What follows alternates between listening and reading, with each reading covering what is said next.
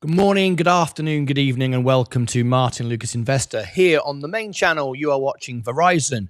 On the extra channel, you are watching NextEra Energy. We are doing two earnings at the same time. Verizon on the main channel and NextEra Energy on the extra channel. The links are in the chat, pinned to the top. You can watch either, or if you're a Lucasade, you'll probably watch both. I'm broadcasting both. Why can't you listen to both? I'm just saying, quite honestly. All right, okay, let's get to it. We've got NextEra Energy, one of our favorite solar investments, especially because of the incredible dividend that it pays out. We'll be learning more about that today on NextEra Energy on the extra channel. And on the main channel, of course, we are talking Verizon, and we are looking forward to that. So it's a big morning this morning. Plus, we do have going on live right now a brand new video premiering. So we've actually got 3 events going on at once this morning. And our big event right now is XRP Trumped. Sensei has a special premiere that is just started. So you've got a choice today. What are you going to watch? We are competing with ourselves, which is not a good idea, really. But because we have very different investors who invest in Verizon and who invest in NextEra Energy, I thought today the channel is now big enough we can support multi-events at the same time because our XRP audience are very specific and our Verizon and our solar audience are specific. So today we're competing against ourselves. What do? Don't worry though, you can watch all of these things later. You can go back and watch the XRP Trumped video and later, as it's a premiere now. It'll be there all day, and so will be the live streams. They will end up in the past live stream section very shortly. Right, we are 15 minutes away from our first earnings call, which is Verizon. So let me just check the audio. There it is. Some very strange audio being played this morning. So let me just refresh that again. And we'll have the other earnings, which is NextEra Energy, going on. What an awful sound they've got coming out of there. I hope their broadcast is better than that. But anyway, we shall see. If you're watching on the extra, you're seeing the back of my head right now. That's okay. That's how it should be because you're waiting for the NextEra Energy to start. So there you go. All right. All exciting. Everybody ready for a great morning of making money? Let's have a quick look in the Discord. What's happening over there? We're all good. Breakfast bar. Good morning, Mike. Let me give it some love. Pop in the breakfast bar every morning. Mike does it every day. Leave your coffee and your breakfast with, of course, your mug. I've got my giant mug here. The new mugs are out now. Look at this. You can get one of my mugs below all the videos. Look at that. Is that cool? I've signed it for you. So it's a real souvenir you can stick on eBay one day when we get 1 million subscribers. I've already seen one. Cheers, by the way.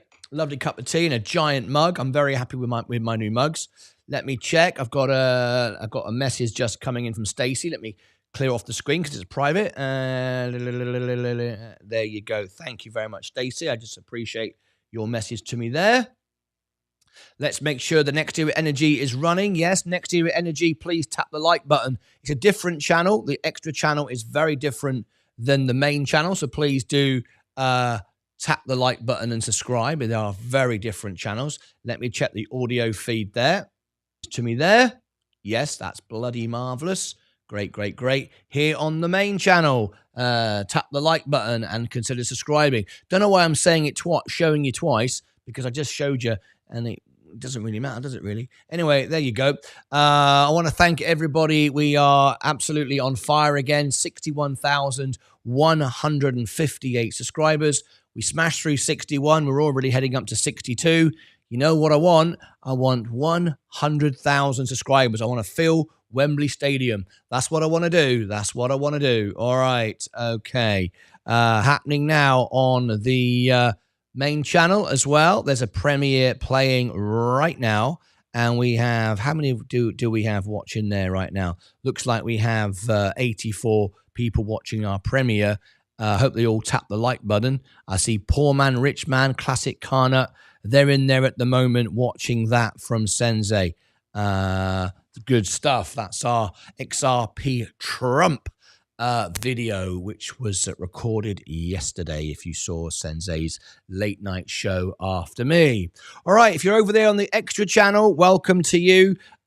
We are getting ready for NextEra Energy. That won't go live for another 40 minutes yet on the Extra channel. You're early, but Verizon will start in 11 minutes. So they're all over the place today. I tried to get them at the same time, but I can't control that, can I? Let me come back to the main comments, the chat, see what everyone is talking about. Let me just keep my eye on all of those. Yeah, that's all looking good. Let me come back to there. Right, let's bring in the comments. Who do we have first? Good morning, Jerry and Elba. Fantastic, lovely. Jerry and Elba are all over the channel this morning. Thank you. Wow, safe. Everyone's happy. James 007.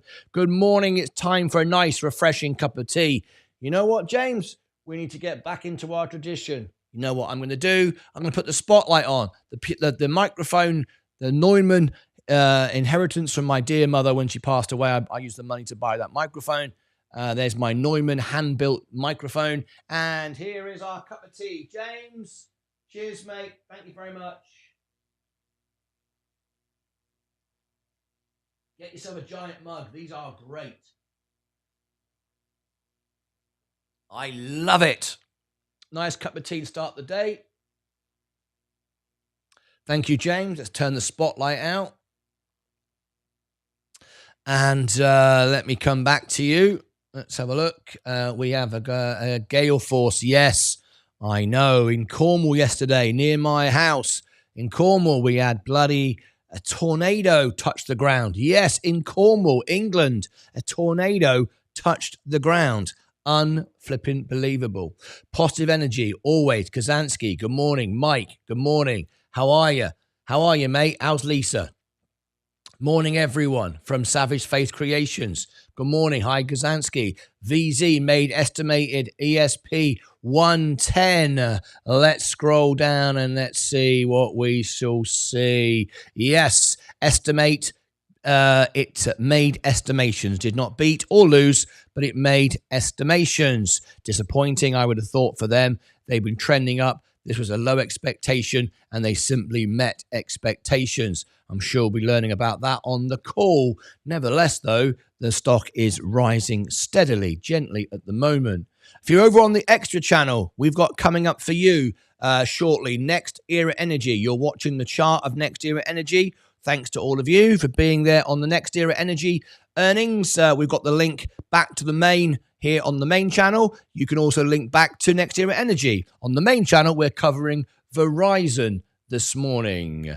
Martyn, did you get good sleep? You seem exhausted the past 2 days and seem more chirpier today. I did get some good sleep last night. I'm getting into it now. Takes a couple of days to get into this new regime. 15-hour days now for another 26 days. We're 4 days in. We're cracking on it. We're getting premieres out. We're getting multi-events happening. We're doing 4 earnings a day. We're delivering also reviews. Yesterday, we did a review on Archer. I'm doing another review today. Sensei's doing a review. Vaz is doing a follow-up review for it. We're doing more work than ever. There's only one way to become the biggest, best channel in the world. Got to work for it. And I don't like doing anything that can falsely propel it either. I never do anything like sticking to things that just sell videos like XRP 24 hours a day. I do it the hard way. Verizon, NextEra Energy. I do all the things in between because I think it's important to build a real channel, a real network than just trending on whatever's happening for one particular thing that gets more views than anything else. It's hard doing it the way I'm doing it, but it is long-lasting and worth something, and will be bigger and better than anyone by sticking the course. Good price for Verizon now to invest. High Savage, high fight. And let me go back to our main portfolio. We're still red today. There you go. Let's have a look here. Stacy, maybe it's the tea.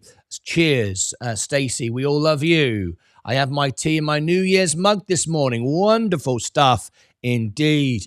I just want to repeat, everybody, please go and get one of the new big mugs. I can't tell you how much nicer it is. We've been trying to get these for 2 years, and we now have them. So much better to have a big, heavy mug. Our original mugs were great. The original size was great as a souvenir, and they were lovely. But I've always said, and everybody wanted a big mug. Now you've got the big mugs. I think they're so much better.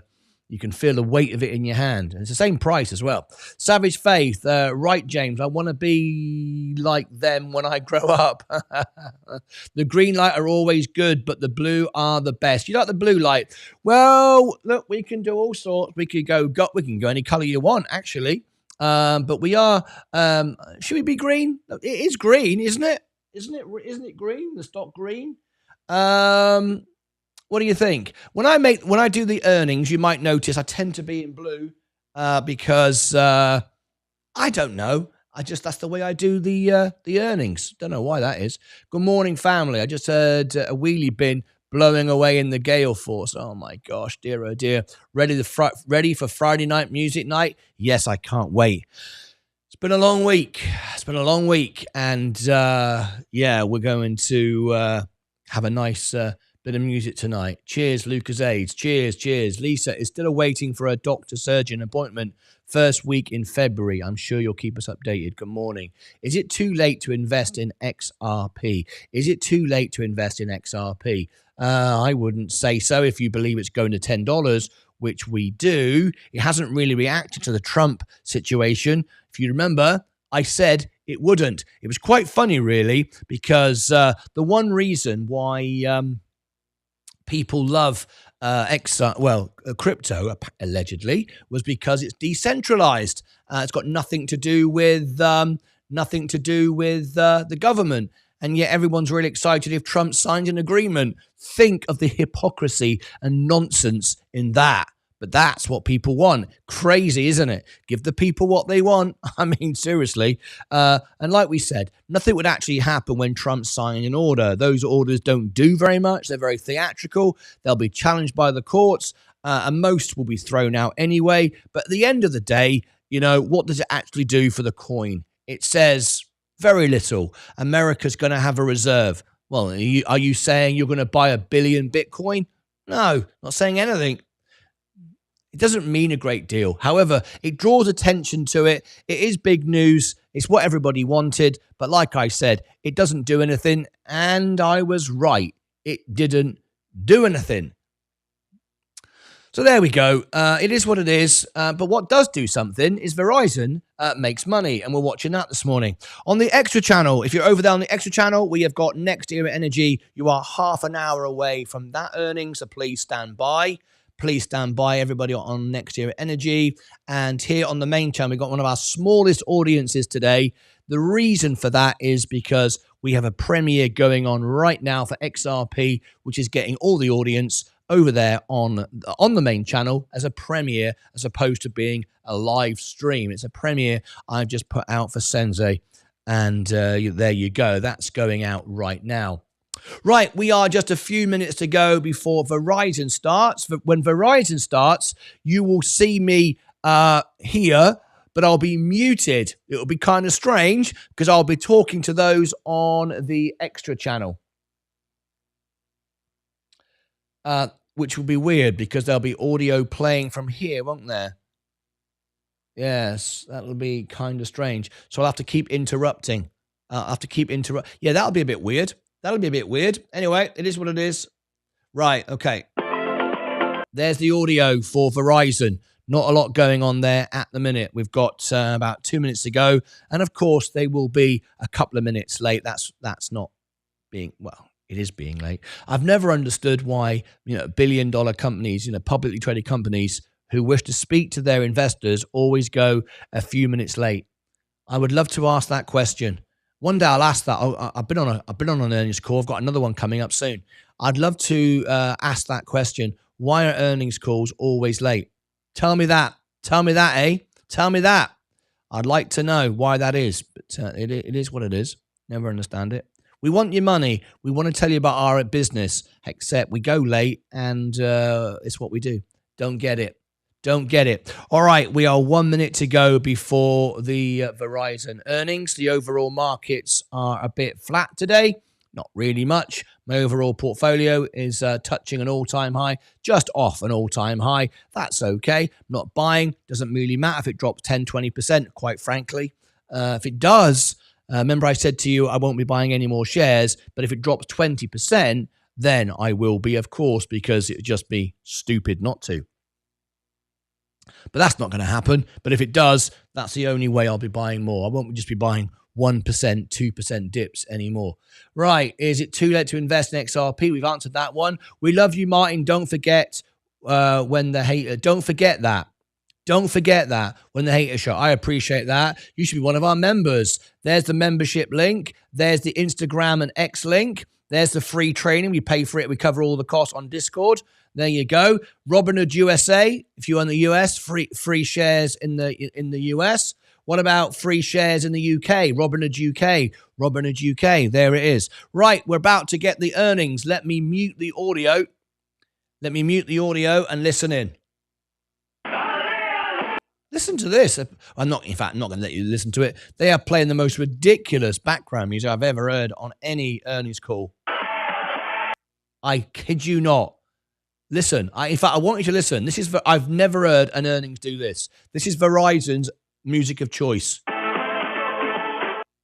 I mean, seriously? It's like Rio de Janeiro Mardi Gras on steroids, all through a comb and a piece of tissue paper. I mean, seriously?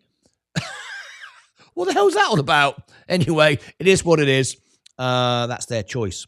24 earnings conference call. Here we go. At this time, all participants have been placed in a listen-only and they're on mode, time. and I love the it. floor will be open for questions following the presentation. To ask a question, if you're over on the Extra channel, your earnings starts in half an hour. If at any You are point listening your into question has Verizon been at answered, the you moment. So may please remove stand yourself by on the pressing Extra star channel. 2. You are listening to Today's Verizon conference at the is moment. being recorded. If you have any objections, you may disconnect at this time. It is now my pleasure to turn the call over to your host, Mr. Brady Connor, Senior Vice President, Investor Relations. Thanks, Brad. Good morning and welcome to our fourth quarter 2024 earnings call and AI update. I'm Brady Connor, and on the call with me this morning are Hans Vestberg, our Chairman and Chief Executive Officer, and Tony Skiadas, our Chief Financial Officer. In addition, we have our Business Group CEO, Kyle Mulady, who will be giving an update on our AI strategy, as well as our Consumer Group CEO, Sampath, who will also be joining us for Q&A. Before we begin, I'd like to draw your attention to our Safe Harbor Statement, which can be found at the start of the investor presentation posted on our Investor Relations website. Information in this presentation contains statements about expected future events and financial results that are forward-looking and subject to risks and uncertainties.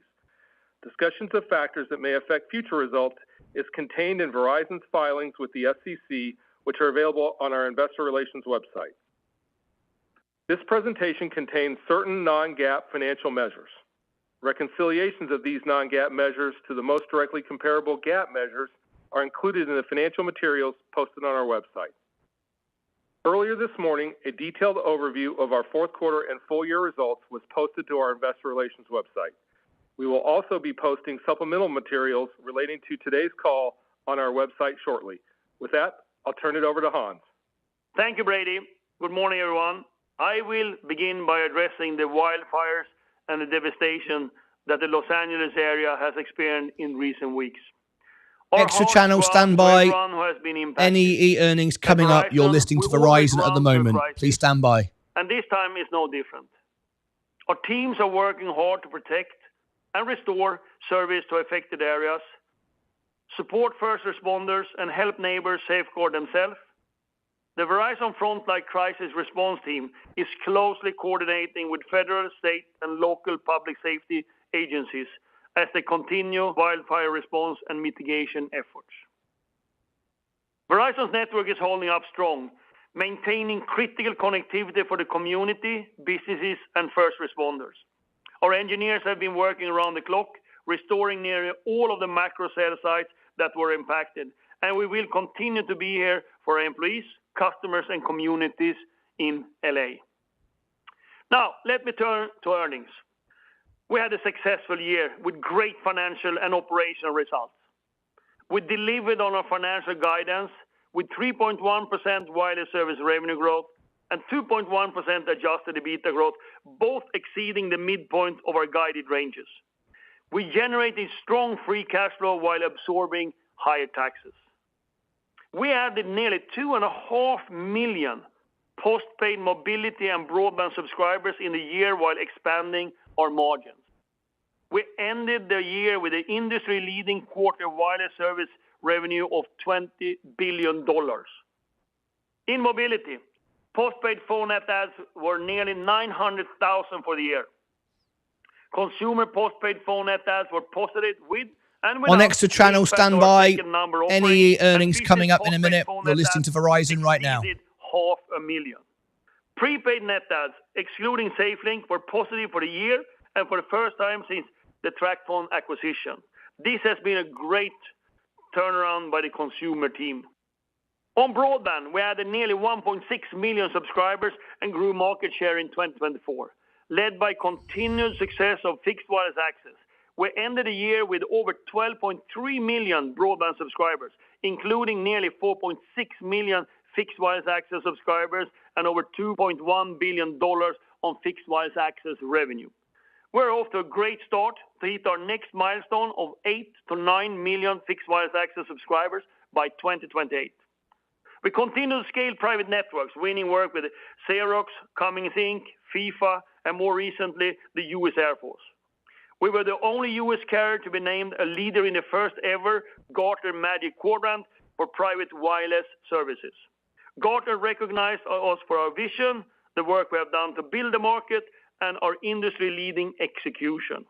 We drove efficiencies and continued the business transformation. We ended the year with less than 100,000 employees, down close to 20.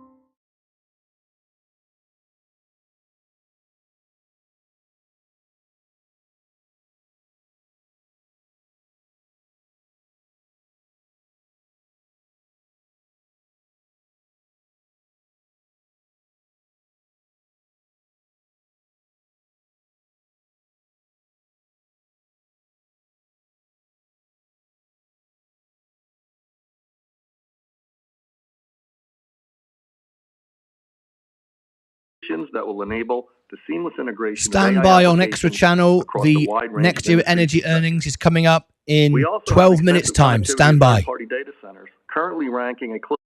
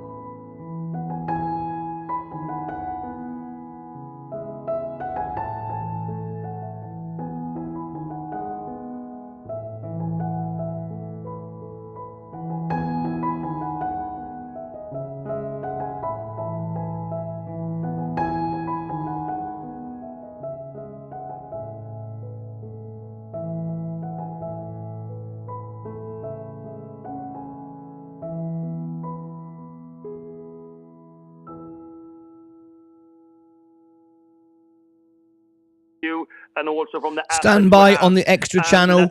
8 minutes before the earnings begins. 8 minutes. You're listening to background music and Verizon at the moment. Stand by. Right now.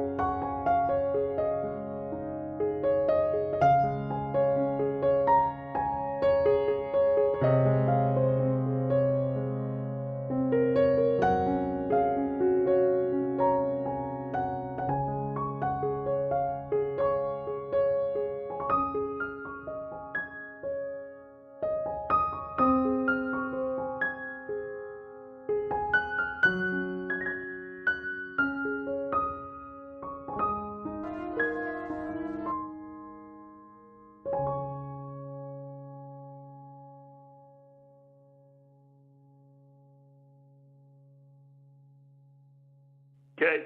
Thank you, Stand Mike. by on Extra Channel. We've got 2 minutes to go before NEE. It could be delayed by 2 minutes. Please stand by.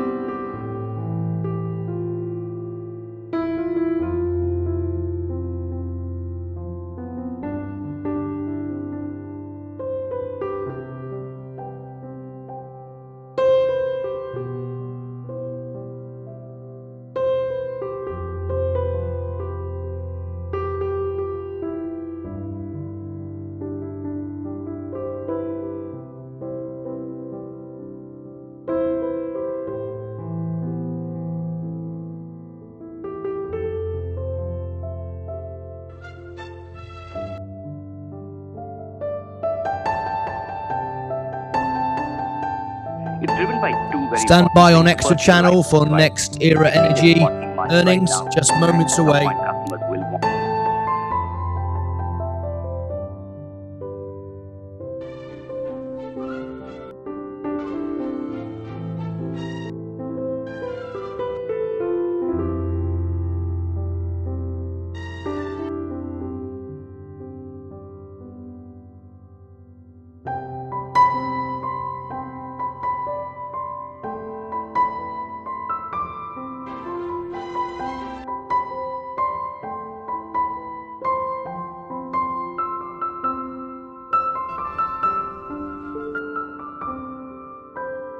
And the growth rate and good operating Stand leverage. by on It NextEra starts with Energy for strong service earnings revenue growth on the and Extra Channel, healthy just moments customer away. economics, and you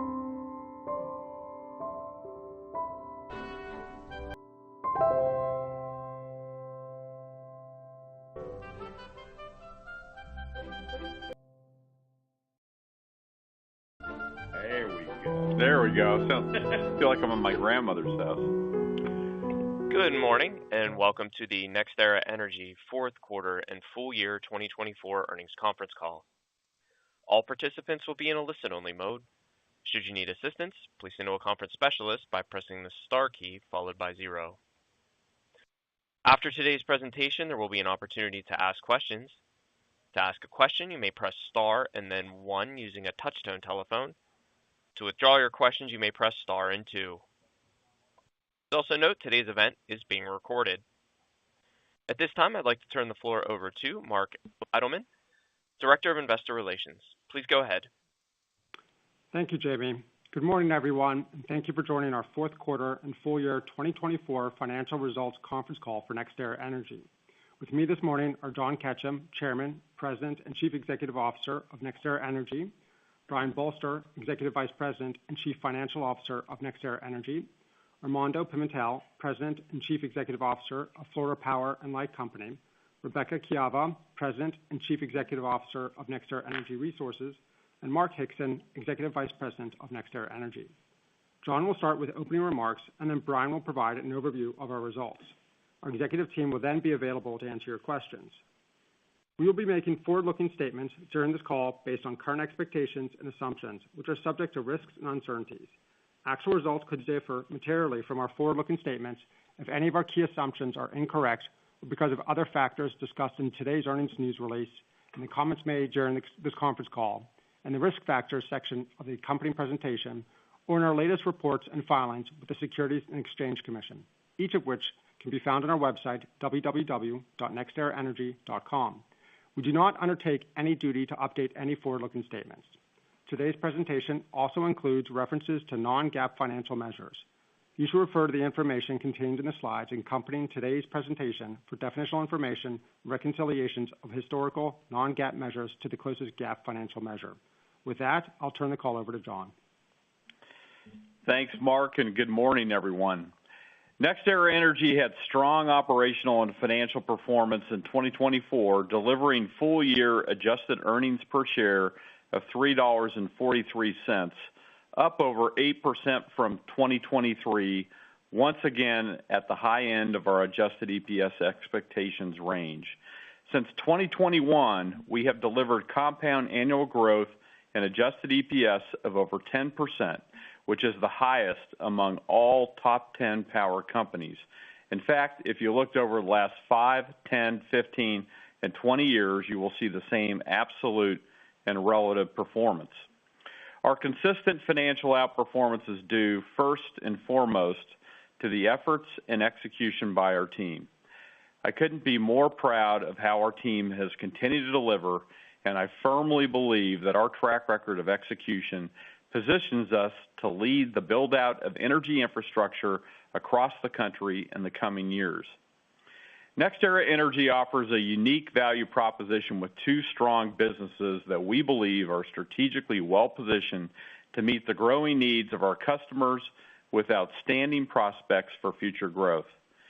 FPL is the largest electric utility in the U.S., and Energy Resources is the world's leader in renewables and storage.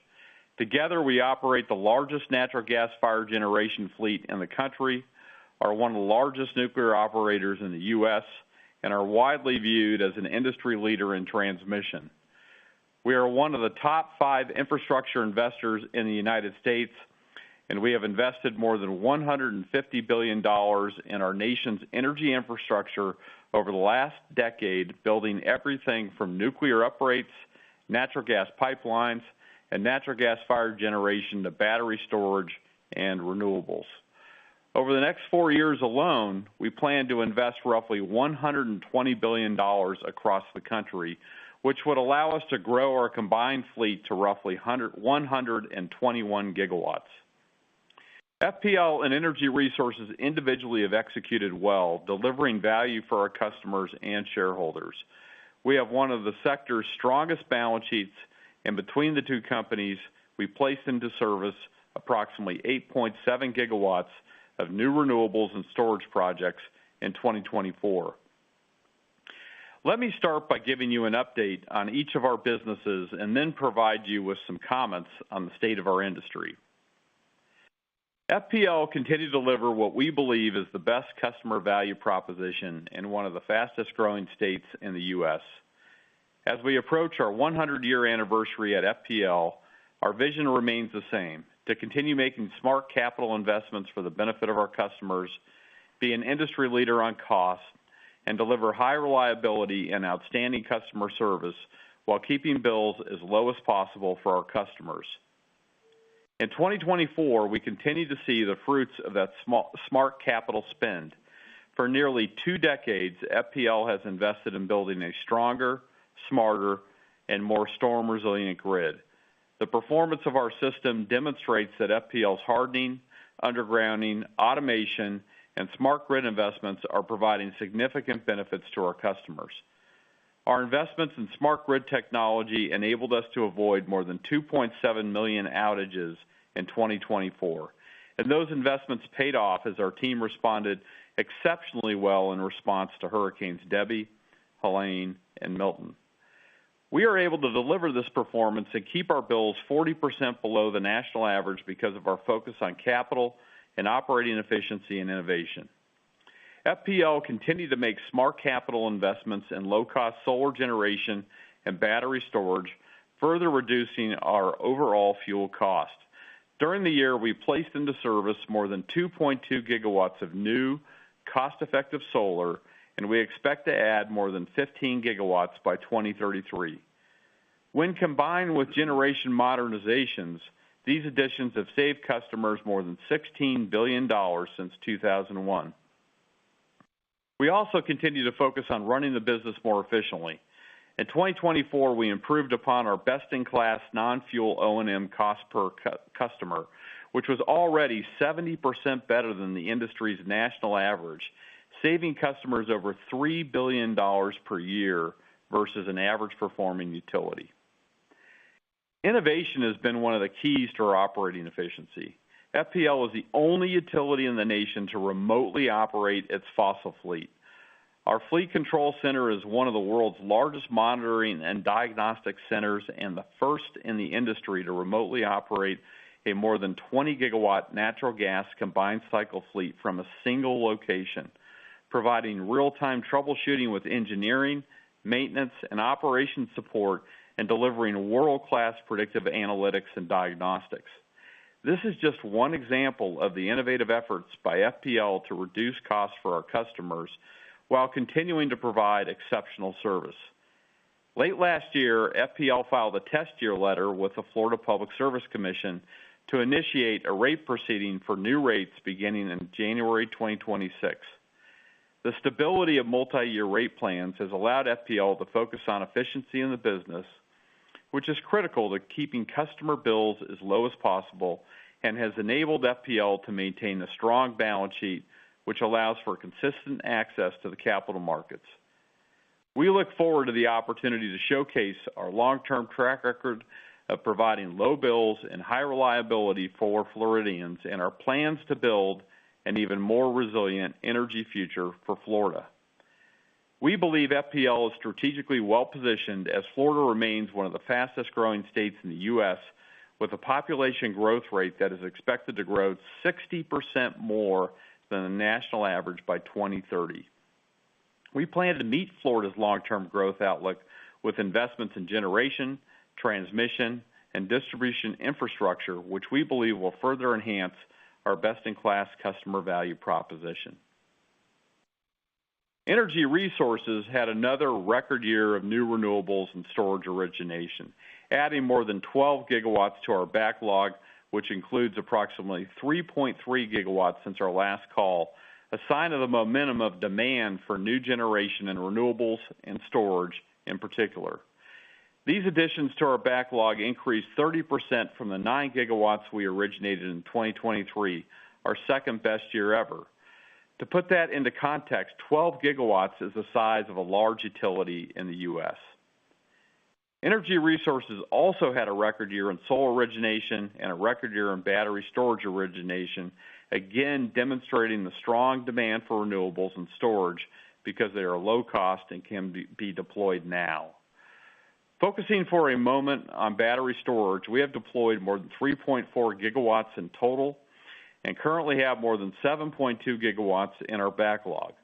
Our extensive portfolio of existing operating sites, which have excess transmission capacity, and our nearly 30 gigawatts of standalone storage interconnection queue positions, means we can dramatically speed up our deployments, a distinct competitive advantage that no one else in this industry has.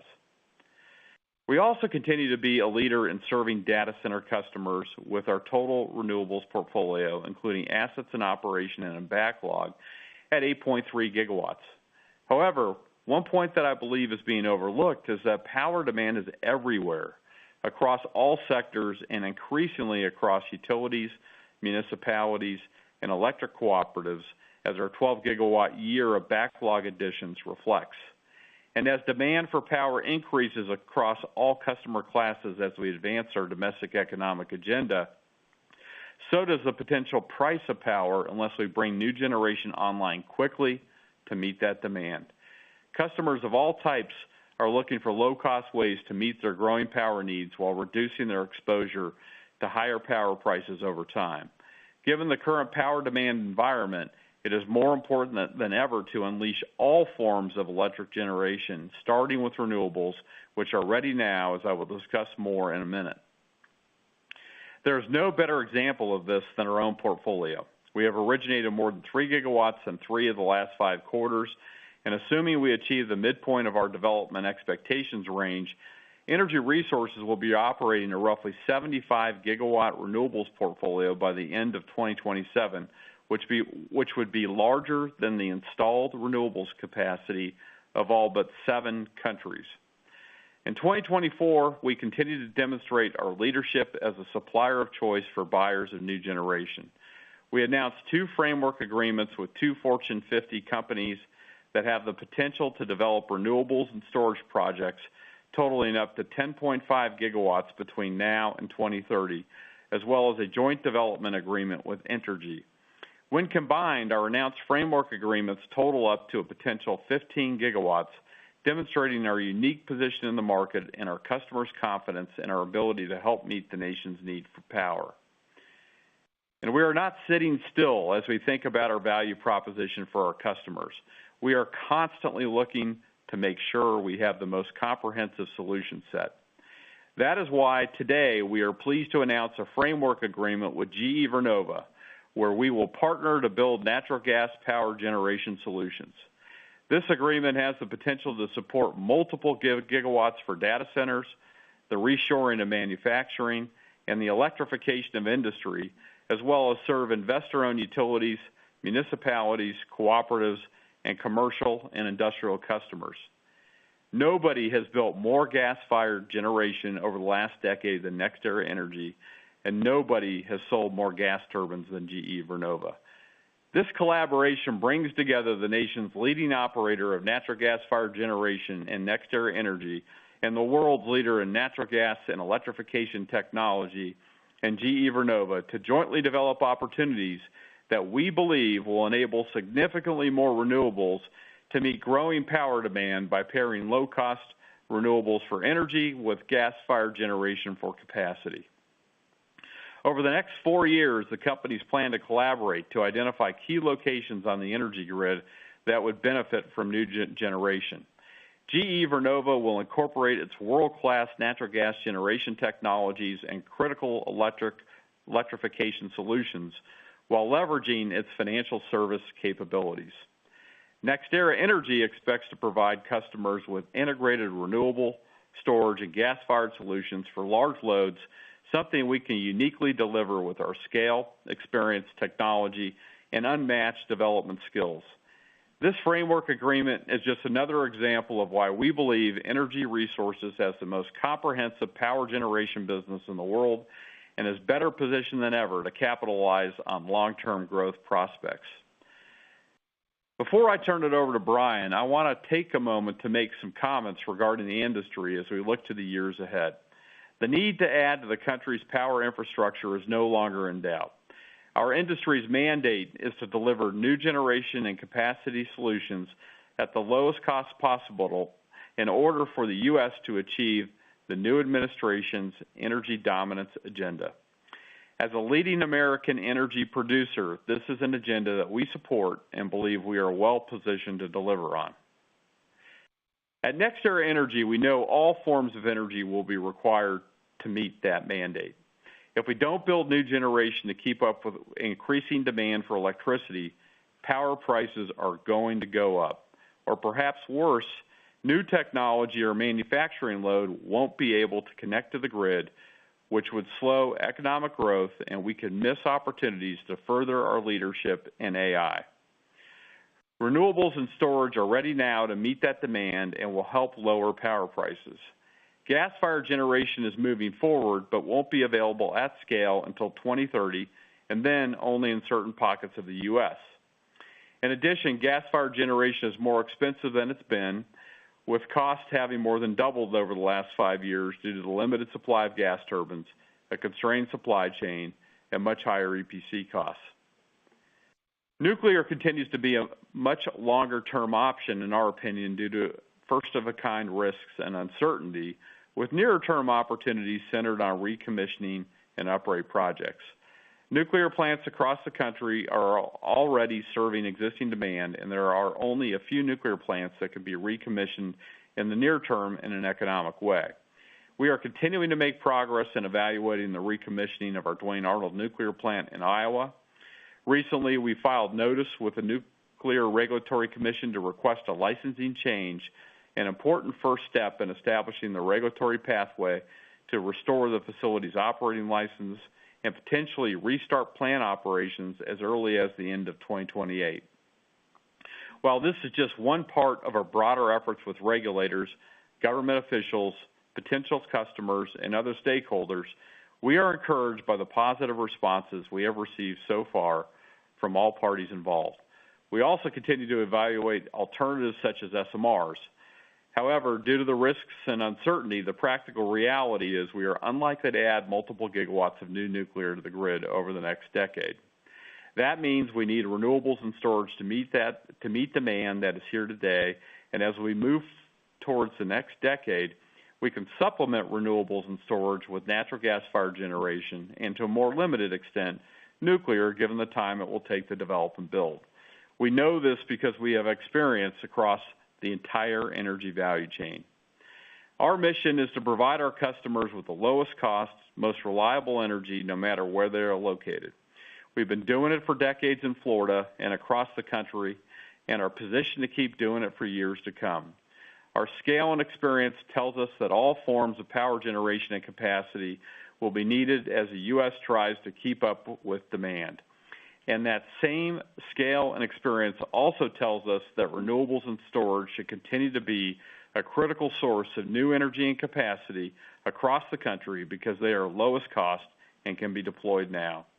With that, let me turn it over to Brian, who will review the 2024 results in more detail. Thanks, John. Let's begin with FPL's detailed results. For the full year 2024, FPL's adjusted earnings per share increased 12 cents versus 2023.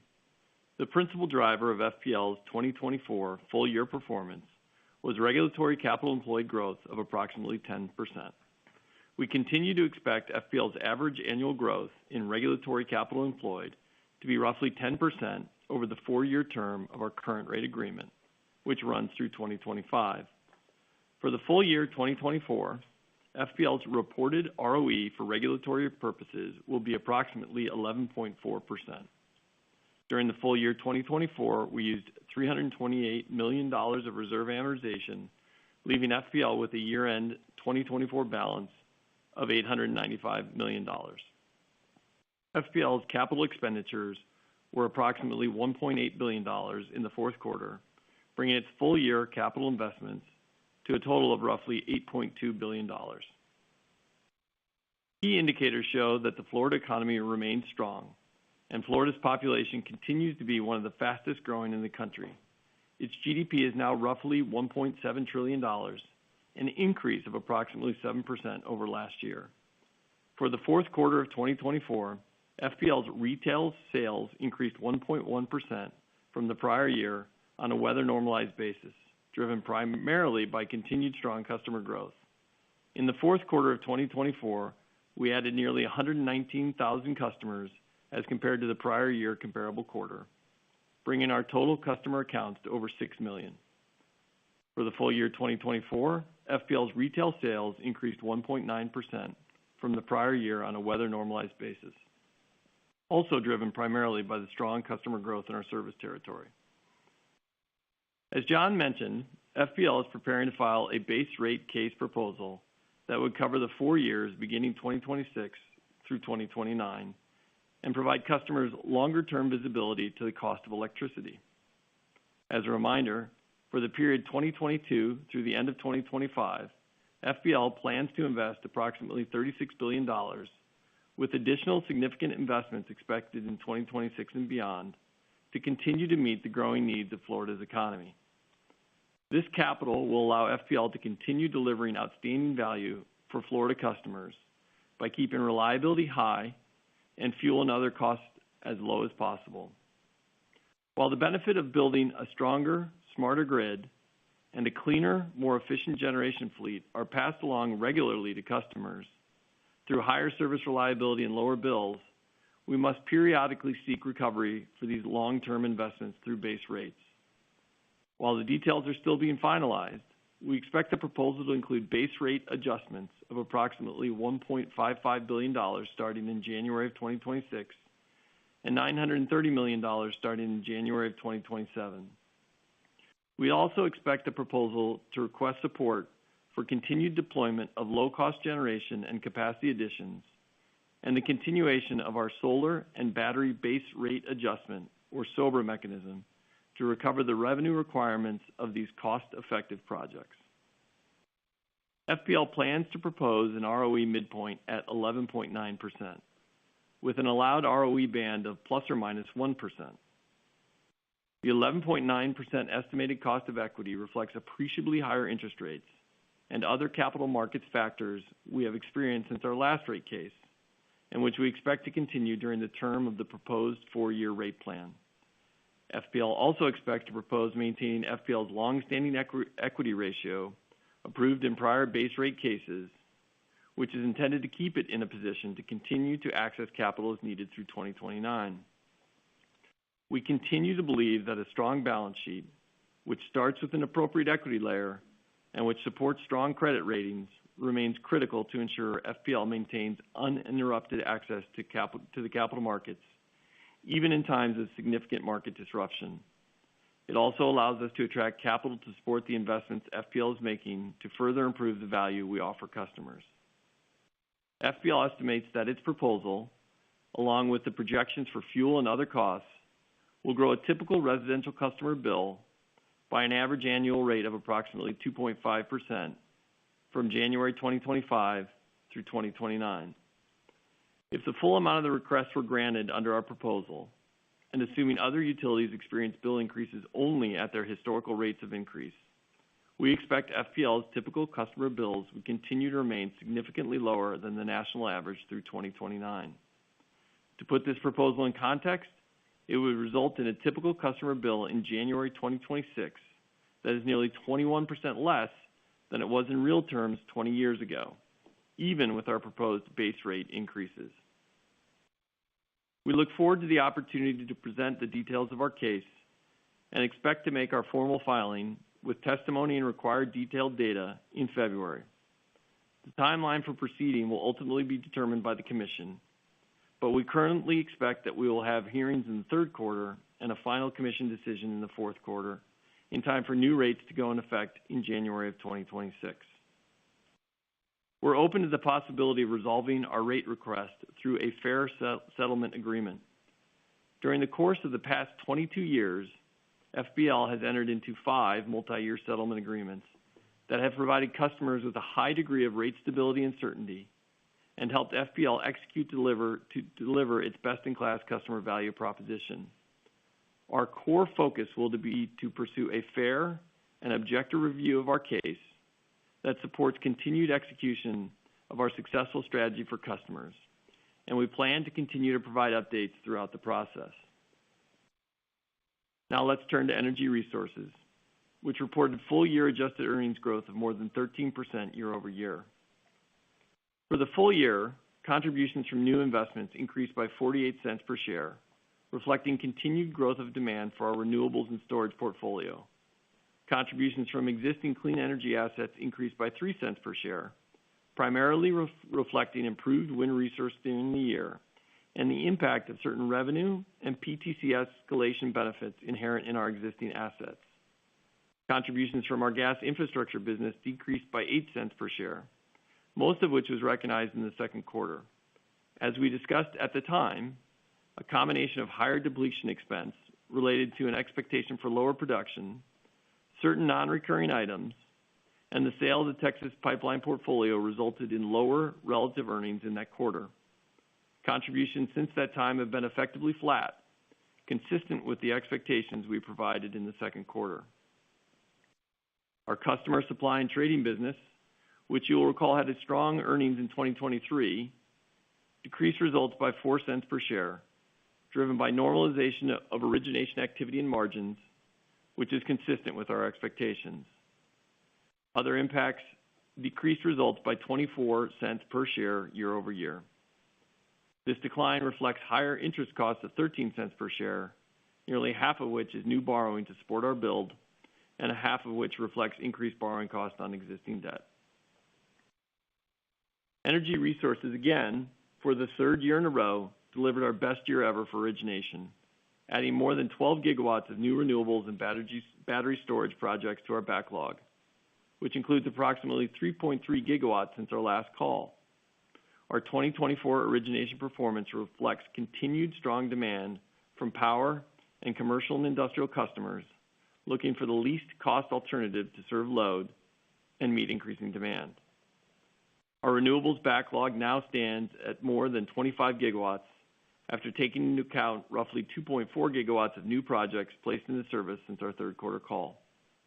We believe our more than 25 gigawatt backlog provides terrific visibility into Energy Resources' ability to deliver attractive growth in years ahead. Turning now to the consolidated results for NextEra Energy. For the full year, adjusted earnings per share from our corporate and other segment decreased by 1 cent per share year over year. We successfully supported the growth in our underlying businesses from our strong operating cash flows and grew 2024 cash flow from operations by more than 17%, well in excess of adjusted earnings. We also continue to focus on protecting our project economics at Energy Resources, as well as minimizing the cost of refinancing at the parent. We now have $28.5 billion of interest rate hedges in place. To put this all in perspective, NextEra Energy's sensitivity for an immediate 50 basis point upward shift in the yield curve has, on average, 1 to 3 cents of expected adjusted EPS impact in 2025, 2026, and 2027, which is equivalent to less than 1% of our adjusted EPS expectations.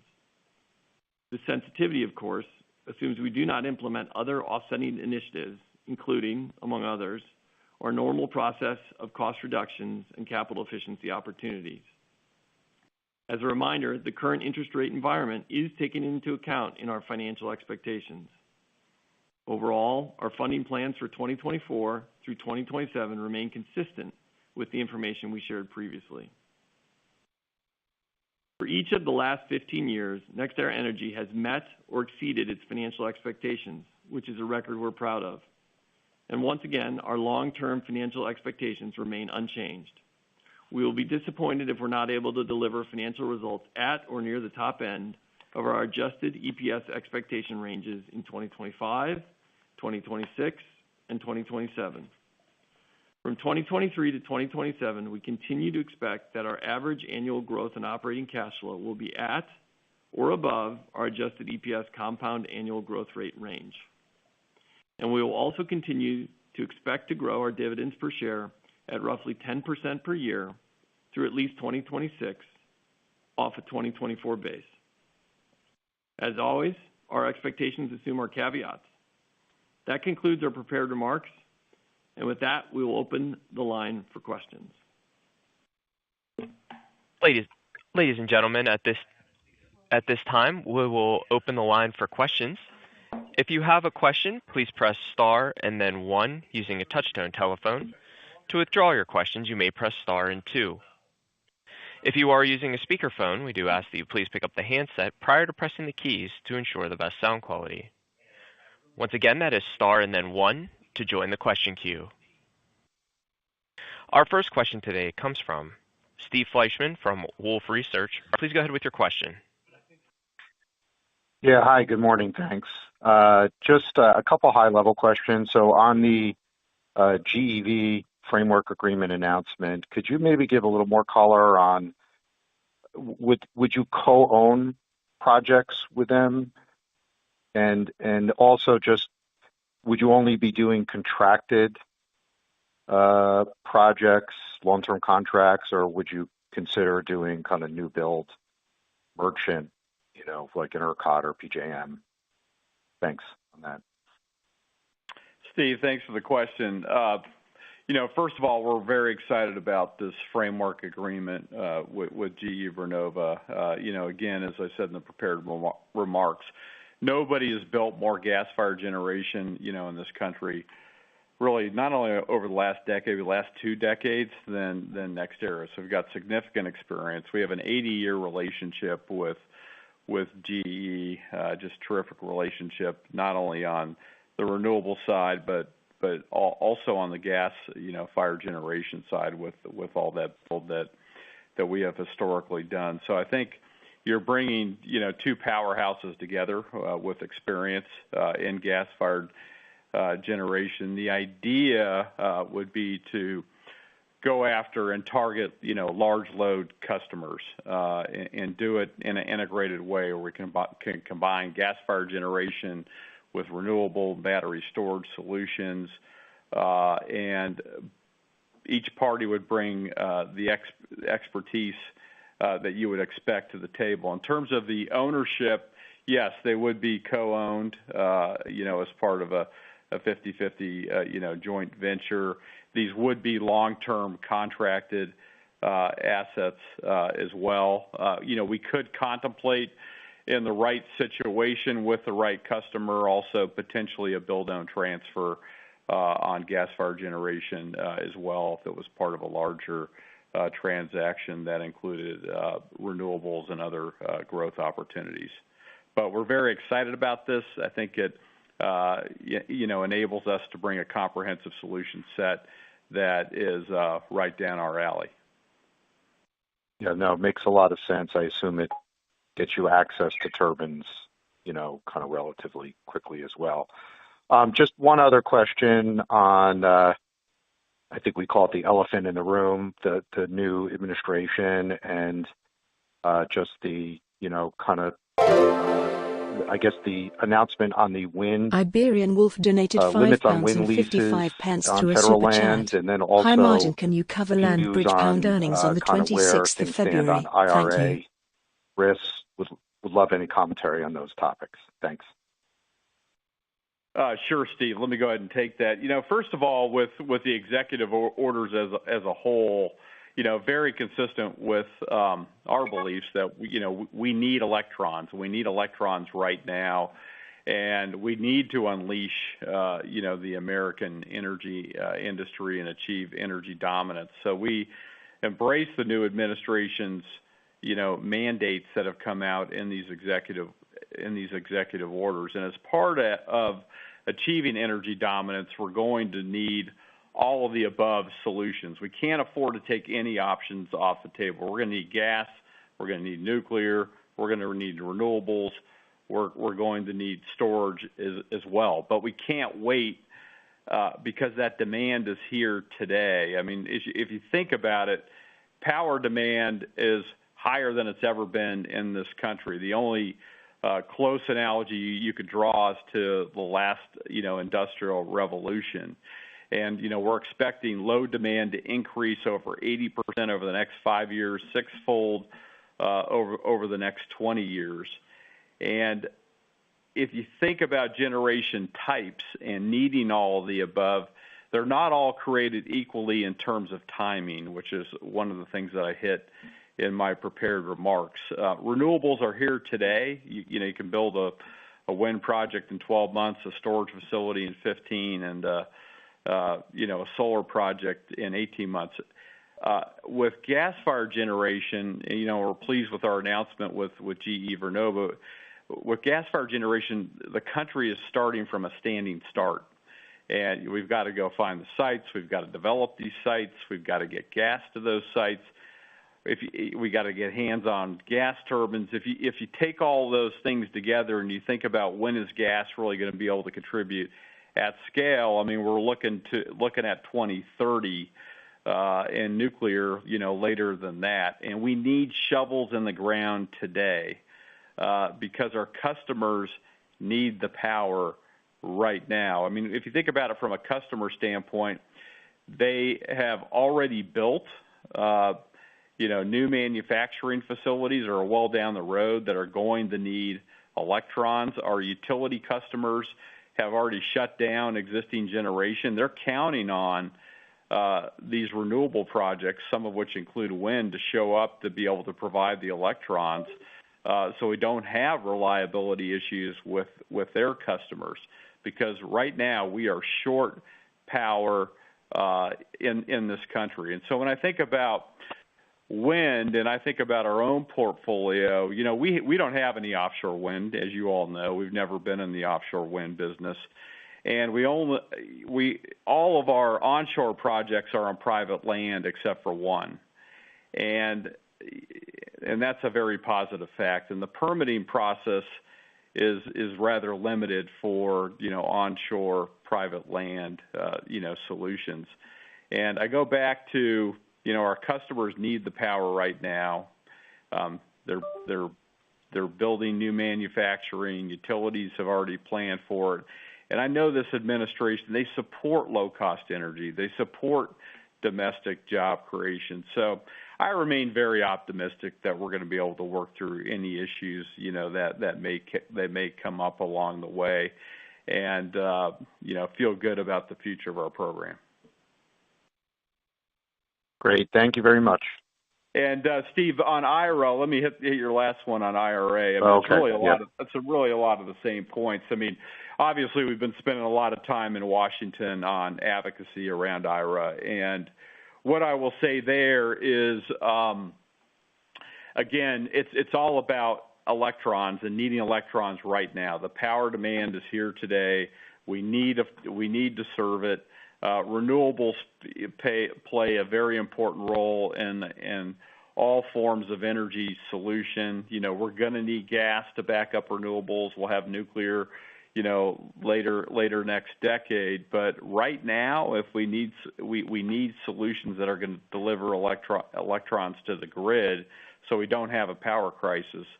And that is the thing that is not being overlooked at all by folks that we're meeting with in Congress. And then there's the other factor that, look, this is a terrific American industry. We are creating a substantial number of jobs right here in our backyard, and 80% of those jobs and investments are occurring in Republican states. Take our own CapEx. We've been the top 5 infrastructure investor over the last 5 years. Fully expect that to be the case over the next 4 years. NextEra is going to invest $120 billion over the next 4 years. That's our expectation. And, again, 80% of those dollars is going into Republican states. There's a lot of manufacturing, a lot of job creation, a lot of property taxes, a lot of economic benefits. So those are the messages that, we're trying to make sure we get across in Washington around the IRA discussion. Great. Very helpful. Thank you. Thank you, Steve. Our next question comes from Shar Pourreza from Guggenheim Partners. Please go ahead with your question. Hey, guys. Good morning. Good morning, Shar. Morning. Just real quick, John, I know you noted the time to market for nuclear is between the 27-30 time frame. I guess, where does Duane Arnold fall within that time frame? And also, there's obviously one restart out there and there's a cost estimate. Is there anything you can provide just directionally for Duane Arnold restart versus the comp that's out there? And would you potentially look to expand the site if there's support from a counterparty or the federal government? Thanks. Yeah. Hey, thanks, Shar, for the question. So, happy to say that, we have made our filing with the NRC around the licensing to recommission, that facility. We have more work to do. Some of that work includes work with customers. I'm certainly not going to put the cost estimate out there that would hurt our, negotiating position in those discussions. And you can rest assured that we are in active discussions with customers today. There's a lot of interest in the plant as we look forward. But my comments around nuclear are really, as one of the largest nuclear operators in the country, we obviously know a lot about it. I think the near-term opportunities are around the recommissioning with Palisades, of Crane, of Duane Arnold as well. And those are really the ones that I think I would confine to the time frame of being, over the next,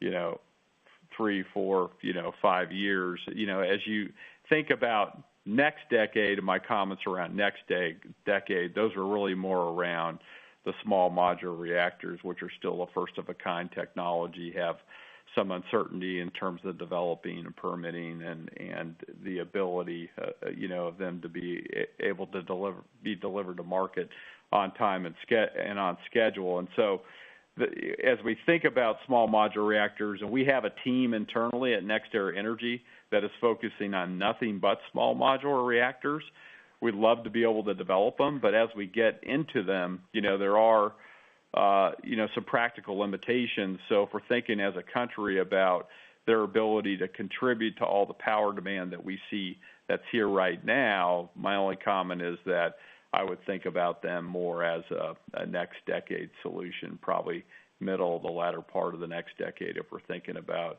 small modular reactors at scale, and cost, continues to remain a wild card. Got it.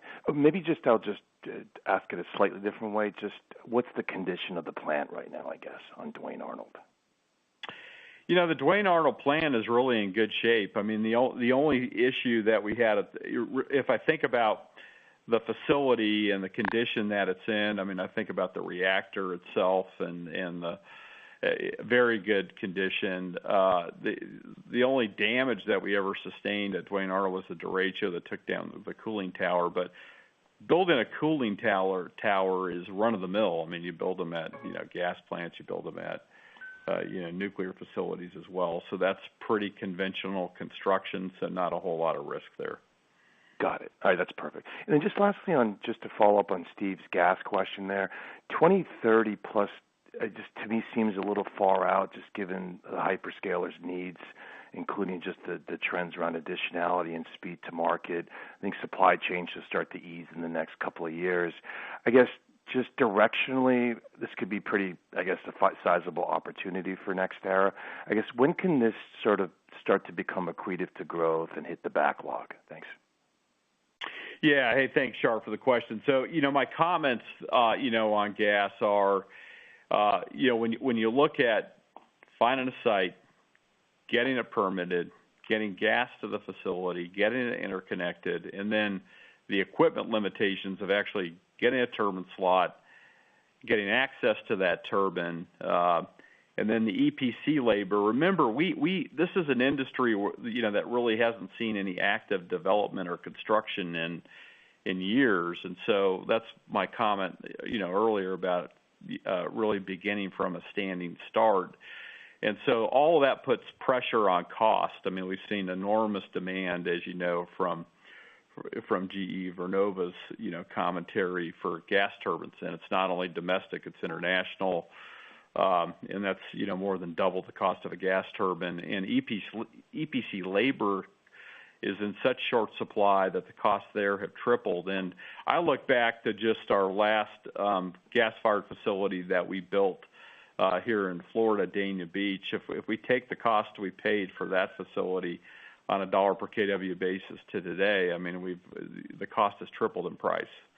And so those are some of the sensitivities. So it's not only time, but it's money as well, and making sure that we can put an economic solution in front of the customer. In terms of when it contributes, consistent with that time frame. I mean, I think it's that 2030 and beyond time frame. And don't get me wrong, there are probably some pockets of the country that would be an exception. ERCOT, you can build more quickly than you can in other parts of the country. Other parts of the country are just more difficult, right? Because you have to deal with the courts. We know from our own experience with what it took to get the MVP pipeline built in the Mid-Atlantic region. If you think about PJM in particular, it's just not easy to get the gas to those facilities and to get gas infrastructure built. This new administration certainly is undoubtedly going to move forward with reforms that will make that easier to achieve, but there could be litigation over those things as well. So as we put all the pieces together, we're just being practical, we're just being realistic. We see it more as a later this decade solution. Fantastic. Thanks again, John. Send my best to the team. Appreciate it. Thank you. Our next question comes from Julian Dumoulin-Smith from Jefferies. Please go ahead with your question. Hey, good morning, team. Thank you guys very much. Appreciate it. Hey, so maybe to follow up a little bit on some of the core questions here, how do you think about, getting into this gas business? I know you talk about development kind of in the 2030 plus.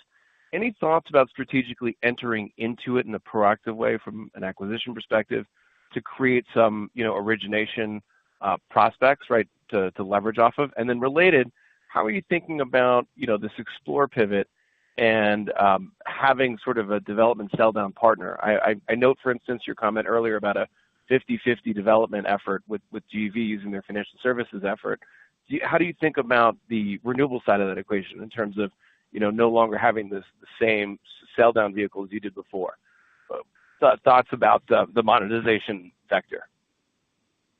Yeah, let me take those in pieces. So if I think about the gas business and your question about whether or not, we would look to do something through acquisition, I don't think we need to do that. And here's why we don't need to do that, Julian, is we are a giant development company, right?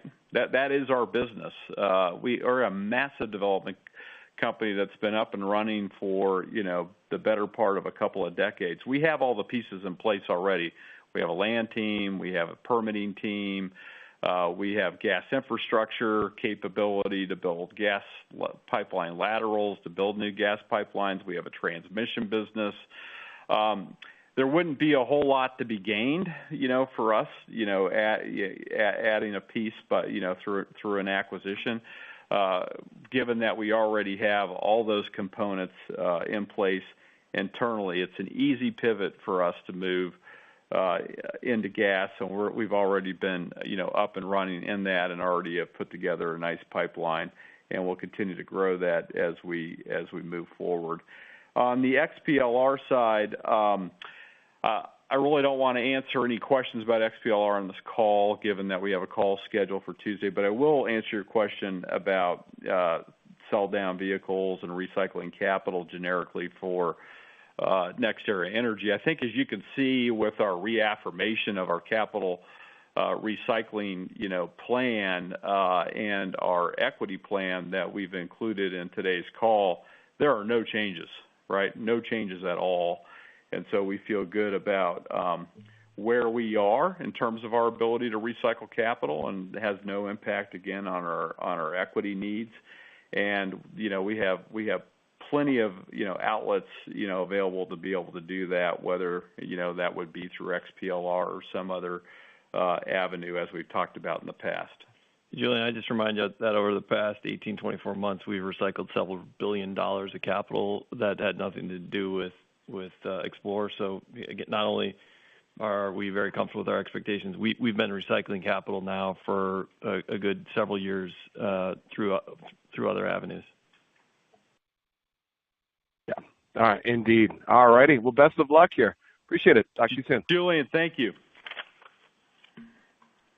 Our next question comes from Nick Campanella from Barclays. Please go ahead with your question. Hey, good morning. Thanks for all the updates. So, hey, just a 2% change to customers for FPL in this upcoming rate case definitely stands out in a positive way. Just wanted to see if you had any updated thoughts on how you're thinking about the surplus reserve mechanism. And then also just how are you kind of thinking about earned ROEs at FP&L in 25? Thanks. Great. Thank you. So we are, the growth that we saw this last quarter, the growth that we saw in the year was certainly positive. But it's not just this past year. We've been seeing it really since the pandemic. Our expectations going into the next rate case over the next 4 years is that growth may come down a little bit over the next 4 years because of what we saw during the pandemic. But we still believe it's going to be fairly strong growth in our service territory. And that's why our expectations for the 26-29 time period for capital investing in the business would be above the roughly $36 billion that we are going to put in over the 4-year settlement agreement that ends at the end of 25. So a lot of that detail will come out here in the next it's probably about 6 weeks now because we expect to file our rate case at the end of February.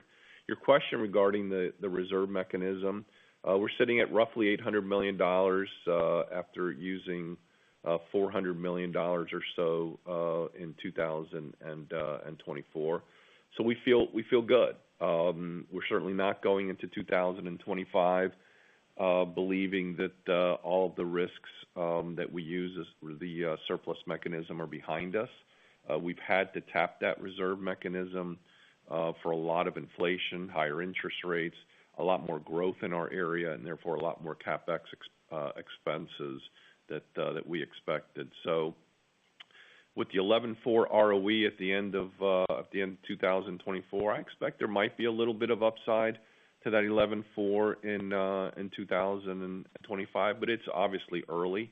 We want to make sure that we get through this year in good shape, and we feel really positive about the case that we are going to present to our regulators in February because we've been doing the right things for our customers. So as long as we do that, I think we'll be okay. Hey, thanks for all that information. And then, I'm sorry, but just to follow up on XPLR, just you're still including the proportional share of EBITDA and earnings in your own outlook from a NEE perspective. And I just wanted to confirm that you just continue to see that income stream consistent and preserved, kind of regardless of the outcome. Thanks. Just say that the accounting's unchanged around Explore, and we'll discuss the outlook for that business on Tuesday. All right. Thank you. Our next question comes from Carly Davenport from Goldman Sachs. Please go ahead with your question. Hey, good morning. Thanks so much for taking the questions. Just wanted to throw in a couple of follow-ups. The first one just on some of the renewables conversation. Is there anything you can share on how this is or is not impacting the conversations that you're having with customers? Are they seeing any concern about the ability to build these projects or the economics of them going forward if you see some change on the policy side? So, Carly, the answer to that question is no, it hasn't hurt any of our discussions with customers. The only thing customers are concerned about is, making sure that these projects get built because they need them. Yeah, they have made decisions to already shut down existing generation.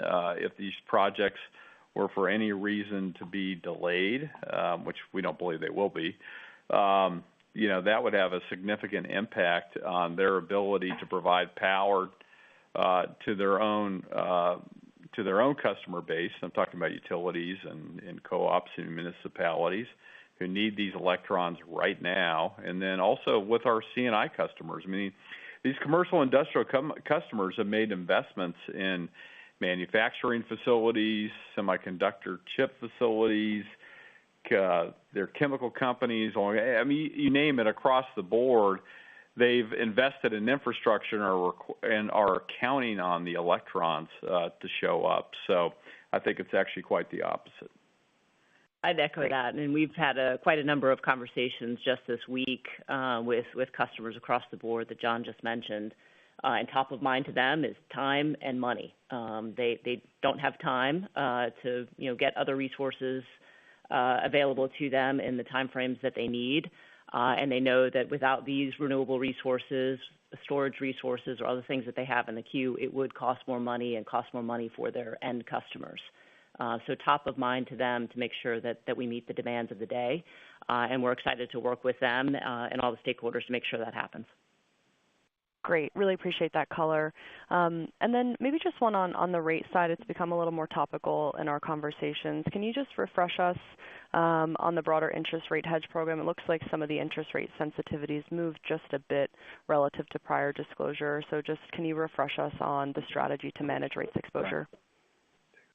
Yeah, so Carly, we put $32 billion of interest rate swaps in place with an average coupon of around 3.9%. So we feel very good about our hedge position, and that shows up in what we communicated today. So if you look at our sensitivities for 25 and 26, it's about 1 to 3 cents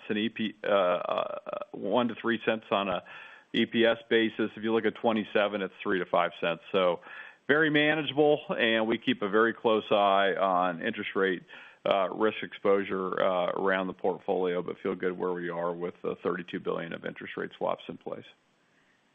Great. Thanks so much for the time. Thank you, Carly. Our next question comes from Jeremy Tonet from J.P. Morgan. Please go ahead with your question. Hi, good morning. Good morning. Just wanted to continue with some of the themes you talked about before, but regarding your conversations with hyperscalers at this point, just wondering if you're seeing any, kind of changes in the tone or thoughts as far as, renewables, clearly still, carbon-free premiums there, but as far as, openness to gas, just wondering if there's any change in tone there or thoughts from your customers when you're talking about what they're looking to achieve. Yeah, thanks for the question, Jeremy. I certainly appreciate it. And I think there's a lot of discussion about how do we get the resources that we need in the timeframes in which we need it, and matching that with some of the other goals that they may have, either at for corporate levels or certainly state levels. I think top of mind continues to be what John highlighted, which is speed to market with the resources that are available today at the lowest cost, with highest confidence, and be able to meet those commitments, including the commitments of those customers. So we see demand across the board. Where we've seen a lot of increase in demand for natural gas, it really is to enable that capacity value, where energy still can be met in many places, least cost in terms of resource availability from wind and solar resources. So there's a great pairing there that many of our customers are really interested in. So it's a real pragmatic view. I think it can't be underestimated how much this industry has changed in a very short amount of time, in really the last 15 to 18 months, realizing that demand is significant. You all are well-versed in knowing that it takes 3 to 5 years to develop resources. And, we've talked a lot about demand, but it takes time to build all this back up. So what's available, as John highlighted, the renewables and storage is top of mind. What will be needed longer term are making sure that the capacity resources are there. And, of course, we and others are very interested in seeing continued diverse supply options available to our customers, including small modular reactors and other technologies that we hope to be more relevant and at bigger scale in the 2030 mid-time frame and beyond. Got it. That's very helpful there. I didn't know if behind-the-meter gas was coming up in conversation at all versus prior conversations. It does, Jeremy. I think there's a novelness to that about whether or not that can work and speed through some of these other issues. But you got to think about what does it take to produce reliable energy supply behind the meter without the benefit of a grid, and it's significantly more capacity and other things you need to add to it in order to ensure that you have that uninterrupted supply that these customers are looking for. So in mega scale projects, we certainly see the possibility that some of these could be developed, and we've had some conversations with customers along those lines. But I don't know that that's going to be the prevalent way that resources are met across the country for a variety of different customer scenarios. There's a huge value to the existing electric grid. There's no place better to see that than here in Florida. And the low-cost, power supply solutions that we can offer to our customers. So there's a place for it. I don't think it's the ultimate place where all demand is met, but customers need options. They need them now, and we're here to provide that broad set of solutions to make that happen. Very helpful. Thanks. And if I could, just one last quick one on XPLR. Thanks for your thoughts so far. Just wondering if you could provide incremental thoughts from a NEE perspective, non-XPLR perspective. We would expect to hear that on Tuesday, but just as far as NEE views XPLR, is there any change in the strategic, how it fits into NEE's strategic outlook going forward at this point? Jeremy, we're going to have a full conversation around Explore on Tuesday, so why don't we plan on having that conversation then? Fair enough. Thank you. And ladies and gentlemen, with that, we're going to end today's question and answer session as well as today's conference call. We do thank you for joining. You may now disconnect your lines.